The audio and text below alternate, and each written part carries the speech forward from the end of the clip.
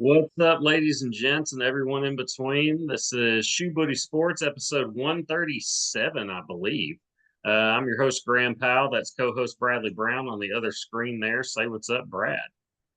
How's it going? Okay. Going okay over here on this end in Central Arkansas. How's it going with you, Brad? Eh, all right, I guess. Okay, so about the same, roughly, it sounds like. All right, let's give a quick shout out to our sponsor before we get things started. Ladies and gentlemen, Shoe Booty Sports is presented by Rhino Races. Rhino Races is a virtual race series that offers 5 different races: a 5K, a 10K, a half marathon, a marathon, and the Rhino Ultra. You can sign up for one or all 5 of their races at rhinoraces.com. Run your race at your convenience. Track it with your fitness app of choice. Screenshot your results as proof of completion. Submit that screenshot to rhinoraces.com under the Submit Results section. Once your results are verified by Rhino Races staff, your award will be shipped to you by mail. Also, check out their gear section for t-shirts, wristbands, decals, and more. That's rhinoraces.com. Rhino Races is the premier virtual running series. And you can find us, Shoe Booty Sports, on Spotify and Apple Podcasts. Subscribe to the YouTube channel and follow us on X at Shoe Booty Sports. Okay, so just as we were about to get on, I saw something. It said Willie Mays just at the very bottom of my computer screen, and I just would I felt obligated to at least hover my mouse over it to see what the news is. Willie Mays passed away this evening at the age of 93 years old. The Say Hey Kid, like a 20-time MLB All Star, 22-year Major League Baseball career, two-time National League MVP, in my opinion, the best center fielder to ever play the game. It'd be hard to argue that. Had made a play so great in the defense on the defensive end. It's called the catch in the World Series of all spots to do that in.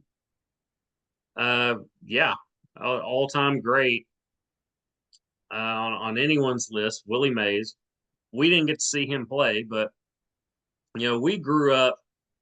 We're '80s kids, so we grew up kind of when we were kids. Really, baseball was still the like America's pastime. Like it was still like the game, and it was all we could really play as kids. I know you played pee wee football, but baseball was what you did, like in the summer, and it was a big deal. Like we really paid, or I did. I don't know about you, but I mean, really paid attention to baseball as a younger person. Was really into the history of the game, and so I knew all about Willie Mays and just stories about him from my dad, grandpa, both my grandpas, etc. So true legend lost this evening. So rest in peace, Willie Mays. Again, this just broke as we were starting to record. So yeah, 93 years old, heck of a life though. So yeah, rest in peace. Say hey kid. Okay, we have a lot to talk about, so we're gonna get right into it. NBA Finals. It's over. Basketball or the NBA season is officially done. I was gonna say we got the Olympics coming up, so basketball isn't quite over yet. But the NBA season is done. Celtics get it done in 5 and really in dominant fashion. There was only one game that was competitive this finals, so not the greatest finals to watch as far as if you're just looking, if you're like, really, we were. I think I didn't have a dog in the fight. I don't know if you found yourself rooting for one or the other. There was a good story either way, whether it was the Celtics winning it or Dallas, but it was all Celtics except for that one game. And man, they really tanked that one game that they lost, but didn't matter. They were dominant in all but the game that Porzingis didn't play, and it was all, and they still got it done. All Boston. Boston clearly the best team this postseason. That was a team constructed on paper, looked like the best team in the league. If anyone could challenge them, it would have been Denver. But we got Dallas. Wasn't a good matchup for Dallas, clearly. And It was all Boston. So all you can do is play who's in front of you. I would have liked to have seen. I would have been really intrigued to see a Denver Boston matchup. We would have gotten a much better series, I feel like. But Denver ran into Minnesota, which is a bad matchup for Denver. Minnesota ran into Dallas, which we found out is a bad matchup for them. And then you get Boston and Dallas in the finals, and it was what it was. 5 game series, and that's what it looked like after game one. It looked like it was going to be a 5 game series. So I completely whiffed on my Dallas and 7 pick. You knocked it out of the park essentially first time around. Had Boston in Yeah. 6. You, Jalen Brown MVP. That would have been my pick too. Him and okay. Tatum, great 1-2 punch. But this Boston team, I mean, was it lousy or were the Celtics just that good? Man, it looked like the Celtics were just that good. I mean, to me, I think they threw game 4 just so they could win it at home. I mean, Kind of looks that way. But yeah, this was Boston. This was Boston this whole season, postseason. This is what and they've done this multiple years. yeah. They'll either whiff game one and come back strong, or there's just one game every series that they have where they just don't show. It's like they get comfortable, and they really got comfortable going up 3-0 and got smoked in game 4, but came right back with a haymaker in game 5 and finished it. I'm with you. I think the Celtics are just that good. Great defensively. They can beat you in many ways offensively. It's just a great all around team. I mean, you got two superstar caliber max level players in Brown and Tatum. You got Drew Holiday, which was a steal as far as getting him in the trade. Of course, Dame Lillard made that possible. Coming over to Milwaukee and really kind of taking the place of Drew Holiday, which I shook my head on that one. It just felt like they were because Milwaukee wasn't healthy. Really they weren't at full strength really these last couple of postseasons since they won it all. Like, I don't know that you shake it up yet. I feel like they panicked there, and Boston got a steal there. They get Kristaps Porzingis at a bargain. Brad Stevens just put together the best team in the league and one of the all-time great Celtics teams. I'm saying it. Like this is a really talented team. And none of the games like the games as a whole weren't competitive, but that's just how good Boston was. And that crowd clearly got in Kyrie's head. Like Kyrie was not the same player in Boston. That was disappointing to see, but it's what it was. Yeah, I think Boston was just better. Um, I don't know where I would rank them as far as this team, as far as all-time great Celtics teams. I didn't see the Bill Russell teams that won 10 in a row or whatever it was.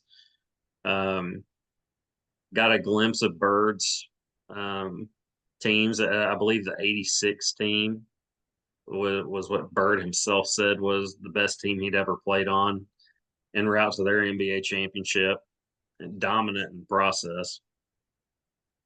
That was in that series. That's where Jordan had his coming out party. Putting up 63, I believe it was, but in a losing effort. Against a much better Celtics team. So I don't know how this team would stack up to that one. But it's weird to compare eras to. It's fun to do, but I mean, all you can do is just compare them against the teams that they're playing against, and they were dominant. They were absolutely dominant this postseason. All-time great Celtics team. Fun NBA season. Not the most exciting ending, but it's what it is. Yeah. Is it a team that you see repeating? Because I felt Denver was a team that this was going to be their league over at least like the next 3 years or so. Yeah. I don't Well, know. I'm with, yeah, I'm with you. I thought the Nuggets, they're going to have another year to get it done. I don't know, man. On paper, it looks like they can repeat. Vegas, I believe, has them as the uh, favored to win next year. So I think they can do it. I mean, they won them pretty handedly this season, so why not? Everybody's staying. So Well, but you had a hungry team. You had a hungry team desperate for a championship. You knew it was a different team because one different players, stronger team. You could just hear it in Jalen Brown's voice. Jalen Brown, more of a vocal. He kind of became the vocal leader of this team, and it's interesting. It's literally like a 1A 1B type of like led team. Like Tatum mhm. leads by example, Brown leads vocally, and has no problem really taking over down the stretch. And that's not even the knock on Tatum. I mean, Tatum was phenomenal last night. He had like 31, 8, and 11. You know, he had a he could have been very well deserving of the MVP. But Jalen Brown, that would have been my pick too. I don't see this as a. I asked that because on paper, you'd say, yeah, they should be the favorite as Vegas has them. To me, they don't feel like a team that's going to go back to back. Now, I mean, that's hard to do. That's very hard to do, and it doesn't feel like that kind of team to me. I mean, they really hobbled in this postseason. I mean, Porzingis wasn't healthy at the like going into this series and at the end of it. So you're going to have problems with the guys being able to stay healthy. How much longer is does Al Horford want to play? Shout out to him, by the way, getting a Yep. championship in his 17th NBA season. Still weird to say that Al Horford has played 17 NBA seasons, uh, considering we were in college when he was on those great Florida teams. So crazy to say that this is his 17th NBA season, and he got him an NBA championship, just an all around winner. Is Al Horford a Hall of Famer? If you got to vote, would you Yeah, vote him in? I'd vote him, man. I've seen that dude make plenty of clutch shots. I mean, he's been on many All Star teams with Atlanta in his early years. Uh, just off the top of my head, I would say no, but he's got, I mean, he's like right on the fence or right below it for me. If he got in, they don't have a pro basketball Hall of Fame. It's just the Naismith Basketball Hall of Fame. It's college pros, everyone together. You know, it's not a pro, there's not a pro basketball Hall of Fame. It's just the Basketball Hall of Fame. So maybe off the top of my head, I'd probably say no, but uh, phenomenal career either way, from Yep. college to the pros. I mean, you played in the league for 17 years, and you're respected by everyone in the league. I believe Tatum said he's the best teammate he's ever had, uh, and you're a champion now. So I'll take that career either way. So Uh, if he comes back next season and they win another one, do you put him in? what's his role on that? You know, on I mean, that team. yeah, if he still has the same roles he did this year. I mean, it's a stronger argument for sure. But I mean, just look at that team. I mean, that's the thing. The Celtics could beat you so many ways. Tatum, Brown, Horford can have a big night, offensively and defensively. Derek White hits big shots. Drew Holiday has big games. Drew Holiday is an all-star caliber player who's been on the Olympic team. Um, Absolute stud in his own right. Kristaps Porzingis, we saw when he's healthy, the game, or even mostly healthy, just the game he had in game one, setting the tone right away on the offensive and defensive end. They can and good role players, like good bench players. It's just a great team. Like not a really good team. It's a great team that can beat you in so many ways. So I can they? Sure, on paper. Do I think they will? I would still say probably like Denver would be the favorite. I know Boston is by Vegas, but I don't know. Go if I had to put money on it, I would still probably say Denver. That I would like to. I want to see that matchup. I want to see Denver Boston. I know we would have gotten a better series, but Yeah. it's what it was, and nobody could control that. Um, yeah, NBA season as a whole, what would you grade it? A to F. Like a B minus. Give him a solid. I'll give him a solid B. No, I'm going to go B minus just because the All Star game just kind of continues to go downhill, and Yeah. it used to be one of my favorite All Star events. So I'm going to go B minus as well. But still, like regular season, I do like that they kind of pushed back on the load management a little bit. An NBA commissioner that's clearly a players commissioner at least took a little bit of a stand and said, "No, this isn't right." So, but yeah, B minus I think is fair. Even with that in season tournament. Okay, that's forgot about the in season tournament. I'd have given them like an A plus plus. Yeah. But that was so long ago at this point. Um, I like the in-season tournament. I get the mocking of it, like maybe don't have a banner, but like we've covered it on here. I get why they do it. They're trying to make it a big deal and to get fans engaged early. I'm cool with it. I'm okay with it. Um, but Maybe they I, can give him a cool toe ring for winning it or something. a cool toe ring. Is there a cool Yeah. toe ring? Do they make cool toe rings? Yeah. Have you not seen the NBA championship toe ring yet? I mean, No, I haven't. But I strangely wouldn't be surprised by that if that were an actual thing. Considering some of the stuff some of the players wear yeah. coming into the game, I wouldn't be shocked by that. All right, let's move along before this goes into a weird direction. Who's going to be the next Lakers coach? There's a very good chance we'll hear something about it tomorrow. I wouldn't have been shocked if I, we heard something today.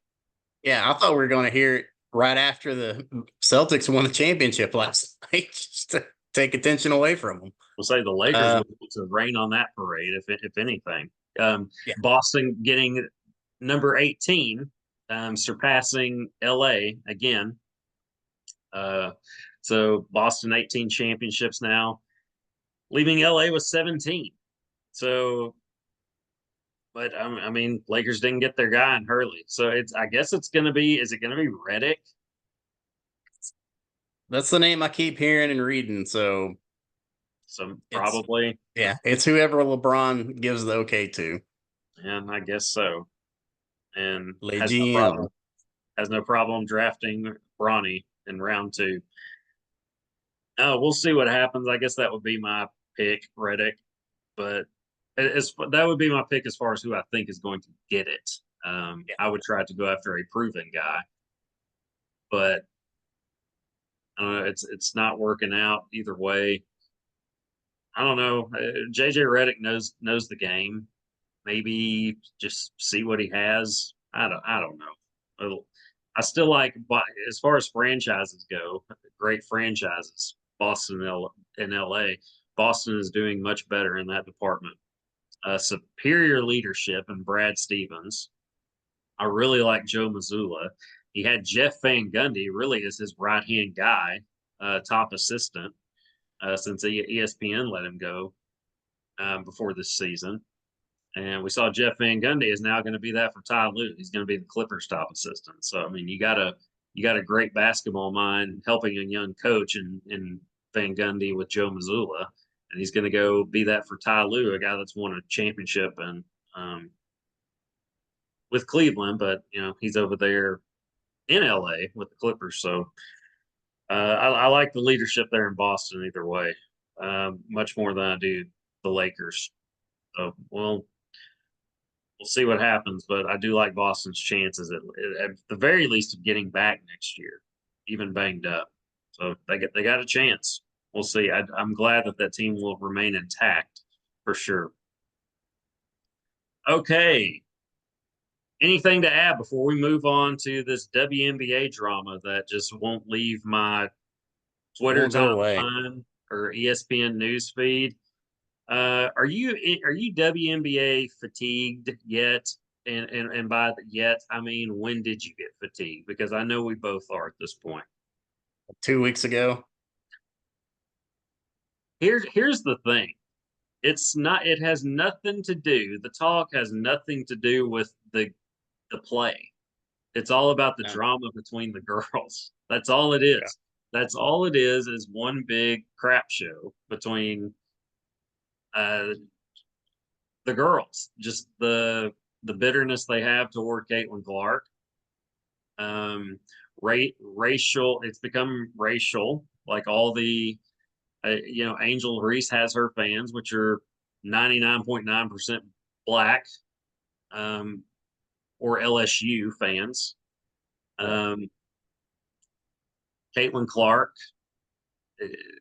her fans. It's bickering on Twitter, which is stupid. Probably won't get off Twitter just because I kind of enjoy at least looking. It's like a bad car wreck. You at least it's awful, but you can't look away at the same time. Yeah. I try to stay on the sidelines for it just to view it because I don't want to get caught up in that just because I have things to do. But it's a league that is at this point based on drama and Twitter talk. That's all it is. It's not the play on the court. It has nothing to do with that. And I've just stopped watching. Like I'll watch Caitlin Clark play if I'm like, but I'm not going out of my way to see them at this point because Yeah. she's not on a good team. Did you catch any of the games Sunday? I was in Hot Springs all weekend for Father's Day. So I didn't watch any sports. No, I didn't catch any of it on Sunday. So there was way too much other stuff on TV to watch, way too much other stuff to do. Um, yeah. Unless I was lying in the bed sick and the TV was stuck on that channel, that'd be the only way I'd watch it. So what did you think of the foul itself on Angel Reese to Caitlin Clark? I'll give you my take. It was, of course, I just see Twitter being Twitter. Yeah. Sides chosen immediately. Um, but just looking at it, I didn't think it was a dirty play. I didn't have a problem No. with it. It looked like I mean, she was looking at the ball. Now, do I think that she didn't care that she clubbed Caitlin Clark in the head? Yes. I absolutely believe that. 110%. Yes. I mean, she clearly does But not like this girl. Caitlin Clark lives rent free in her head. She's she celebrated the moment Kennedy Carter uh, cheap shot at her in their first game, getting up and celebrating it like they won a championship. In this post game, which they lost, by the way, uh, making the comment, somebody has a special, some people have a special whistle. We know they're talking about Clark. Here's the thing about Angel Reese. You go out there and you just forearm the league's biggest star in the head, nearly take her head off, and then you complain about not getting calls in the post game. It's so ridiculous. It's comical at this point. and then you post your stats for losing. Post your own stats, like weird flex. Uh, we this gal Angel Reese needs a PR team Yeah. so bad, like a whole team needs a whole PR team.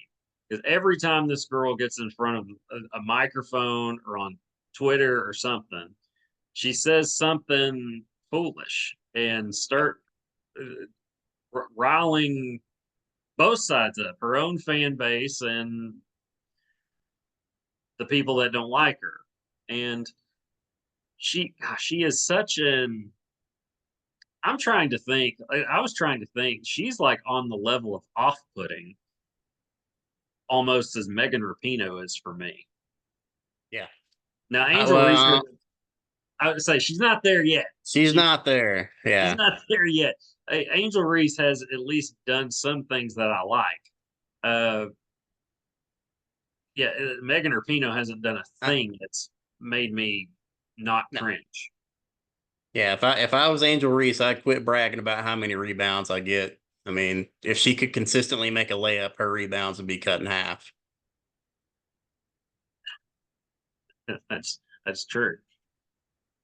She's a good. I mean, she's a solid player, but she's not Caitlin Clark. Caitlin Clark is a she's a special player. She does things that we've never seen before a female player do.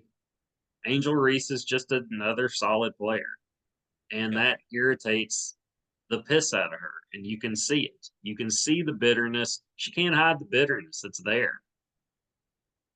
But you see the way that those two handle questions from the media. Caitlin Clark puts on a master class as far as how to handle questions from the media, etc. I mean, just says nothing that's going to, and they want to, like, the Caitlin Clark haters want her to slip up so they can pounce so bad. You can see it. Yeah, In they're a mad that she's so well at, you know, talking with the media. I mean, she can't win for losing. So No, I mean, to be and the Dejanay, whatever her name is, the Connecticut Sun Dijon, player who Dijon Mustard. yeah, that's what I was thinking. Like it's something like that. Has the same hair color as that pretty much, but she Caitlin Clark just basically said, I just want to play basketball when asked about all this when asked a stupid question from this not journalist, activist.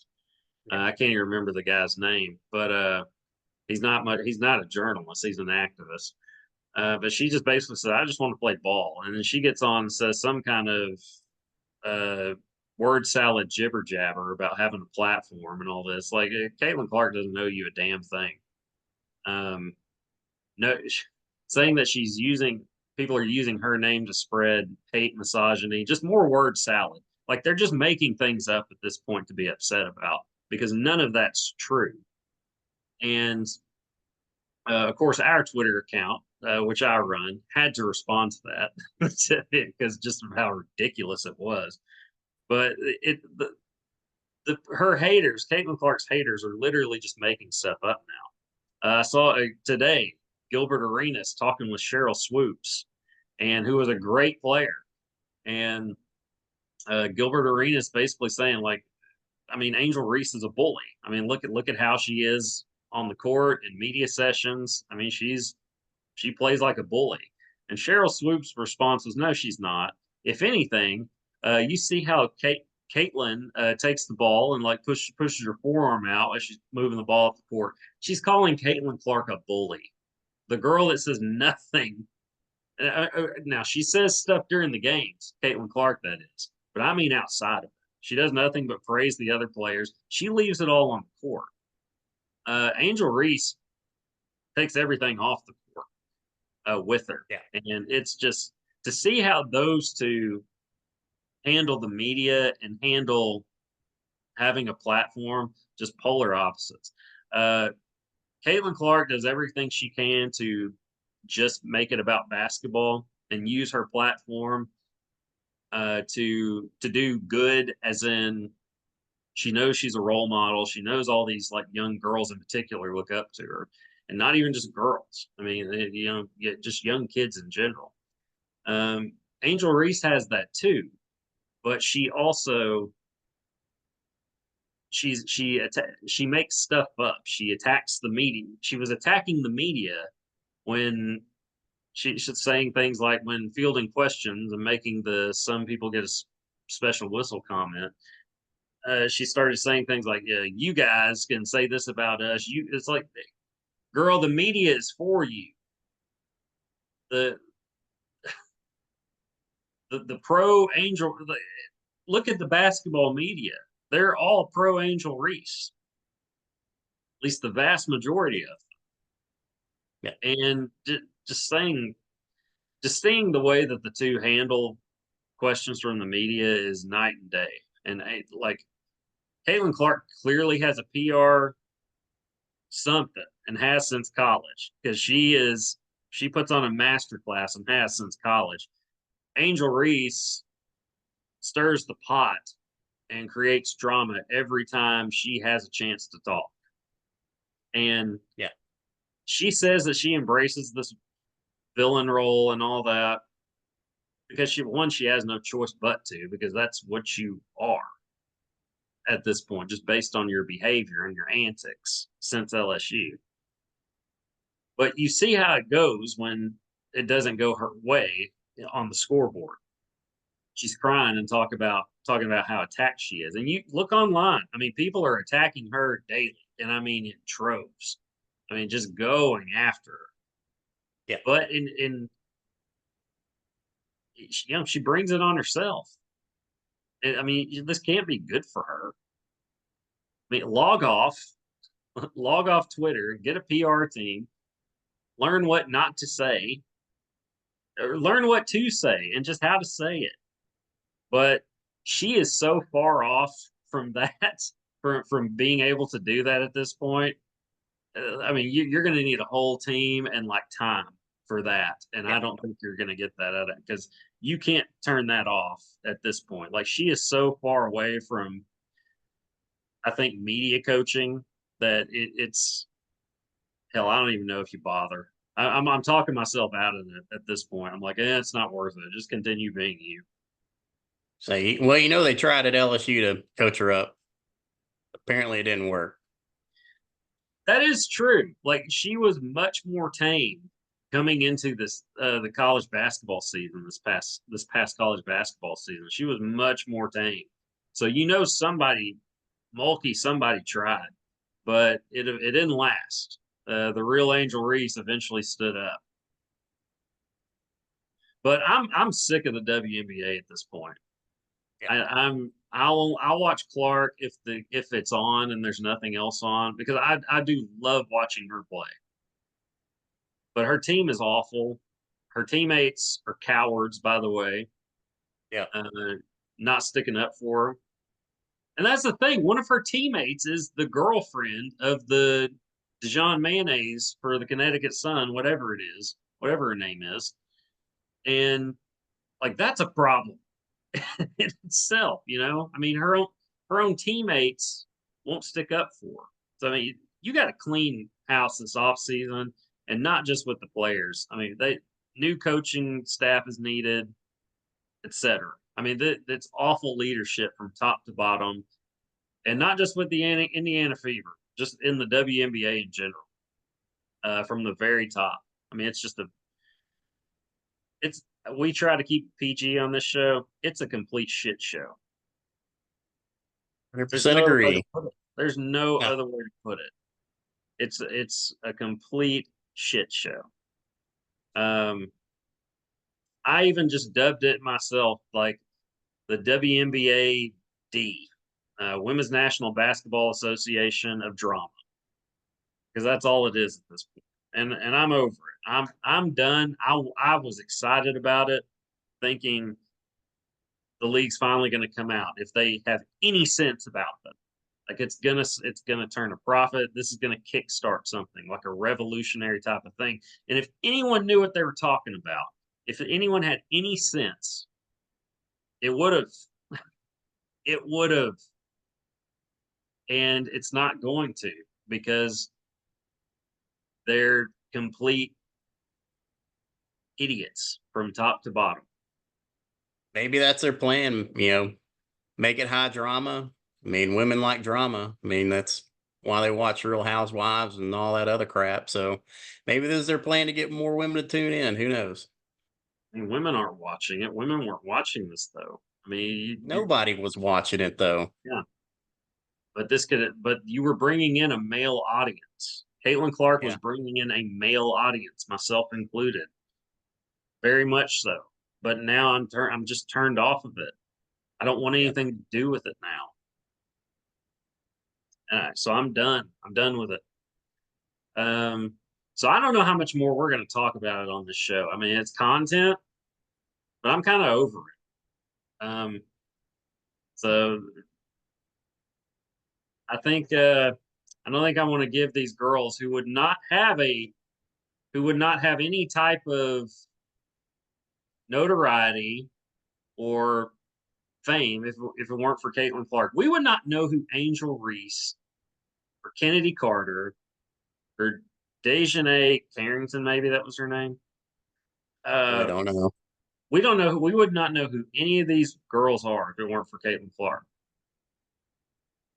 And by the way, but although I will say this, the best tweet I saw about the whole thing was somebody posting a picture of Caitlin Clark, just like kind of laid out on some chairs, saying say happy father say and adding Chicago Sky, saying say happy Father's Day to your daddy at Chicago Yep, Sky. that's The pretty female, good.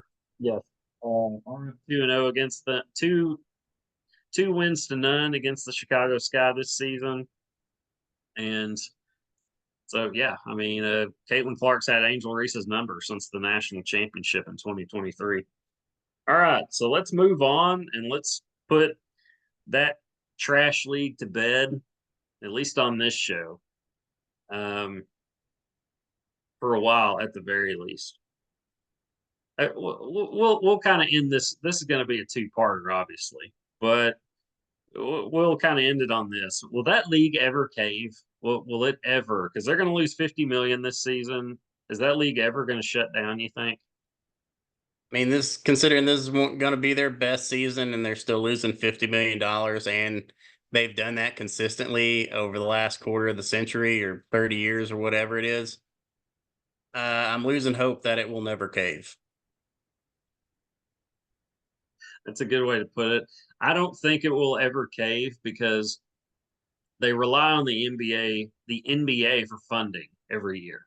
That's the only reason this league has lasted for 30 years because they've lost money every year since its inception. So when I hear people say things like, of course, bringing race into it, saying like the black players don't get the credit they deserve for for building this league and keeping it afloat for all these years. I'm like, they never did. The NBA kept this. Players like LeBron, uh, etc., have kept that league afloat for 30 years. It has had nothing to do with the female basketball players. Are those players good players? Yes. But were any of them transcending uh, or shooting, taking shots from 30 feet out? No, they were getting rebounds and putbacks and shooting flat footed layups. I mean, Lisa Leslie could dunk. Candace Parker was a good player, but even her dunk, was nothing special. It was a girl dunking. It was like your most basic dunk, barely getting the rim, and she was just tall. Yeah. Um, yeah, I was never tuning in to watch anybody other than Caitlin Clark because she was different. Uh, she was white, but it had nothing to do with that. It had to do with she was playing like Steph Curry, and that's why I tuned in. But now the league has just been so terrible. I mean, we see how bad it is now. We didn't before because we weren't watching, but we see how bad it is now to the point that I'm just done, and I think a lot of other people are too. All right, well, we're going to get out of here and or get off of here. We'll be back with part two, but we're gonna talk about a different topic because I'm sick of the WNBA. So we'll see y'all in a sec.